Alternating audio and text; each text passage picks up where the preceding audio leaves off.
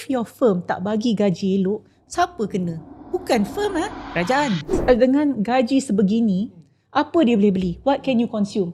Bila kita tengok consumption pattern, kita dapati B20 memang orang kata the poor lah, memang miskin.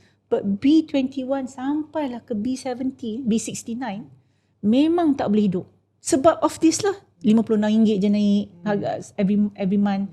Sometimes because of this wage structure and consumption structure, subsidi for fuel masih kena ada. And then cash transfer mesti kena ada. Okay. Kerajaan kita cakap, okay, kita faham this distribution. Memang nyawa-nyawa ikan lah B70 ni. So, okay, kita tarik subsidi tapi kita bagi dedicated lah. Siapa yang boleh orang kata hidup, kita hidup. Siapa yang tak boleh, kita tolong. Because that's what a state buat. Dia jaga security and well-being of citizen. If your firm tak bagi gaji elok, siapa kena? Bukan firm, kerajaan.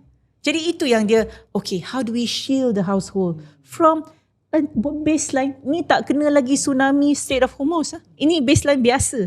This is not being attacked by any crisis yet. That's why bila ada crisis, nanti kita bincang kan, COVID ke, subprime ke, memang kita kena teruk.